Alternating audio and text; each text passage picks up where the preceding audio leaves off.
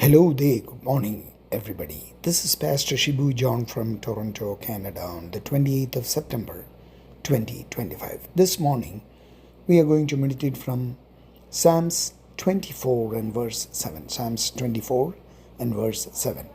Lift up your heads, you gates, and be lifted up, you ancient doors, that the King of glory may come in. Our focal point for today's meditation is let the King of glory enter. King David asks two probing questions in this psalm, Psalms 24. Who may ascend or who may stand in his holy place? We read that in the third verse of Psalms 24. And who is this King of glory?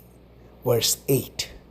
One question asks for the qualifications of the worshipper. The other asks the age-old question, who is the God we worship? King David appeals to Jerusalem to make room for the King of Glory to enter the city. Today, when a prominent dignitary like a royal person or a head of the state visits the nation's capital, a flurry of activity, or I would say a burst of activity, precedes his arrival. Traffic is cleared, flags are hoisted, and security is enhanced. Every precaution is taken to welcome the distinguished visitor. Jerusalem's gates were the site where official business was transacted. King David's call to the gates was a poetic order to the whole city of Jerusalem to welcome the King of Glory. Tradition suggests this psalm is connected to when King David, brought the Ark of the Covenant back from the home of Obed-Edom. We read that in 2 Samuel chapter 6. The ark that represented God's presence was about to enter Jerusalem. When it had been seized by the Philistines, Eli's daughter-in-law bore a son and called him Ichabod, saying, the glory has departed from Israel because the ark of God had been captured by the Philistines.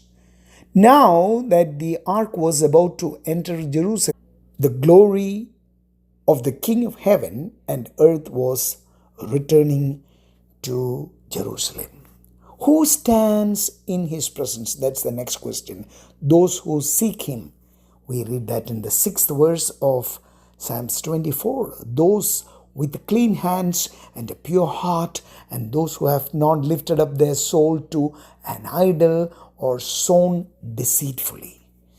These shall stand and receive blessing and vindication from God. The next question is, who is the King of Glory? The answer is, he is God the Creator. We read that in 1st and the 2nd verse. But he is also the personal God of Jacob. That is the speciality. He is the personal God of every believer. He is knowable and personally available to those who trust him, those who believe him, and those who follow him, and those who worship him. He places personal demands on people, blesses personally, and saves personally. Personal relationship with a human being and the King of Kings, the Lord Jesus Christ. He is the King. He is God the King, the triumphant God. We read that in the 7th, 8th, 9th, and 10th verses. He is strong, mighty in battle, the King of glory. So lift up your heads, and the King of glory will come in. That's what King David says in Psalms 24.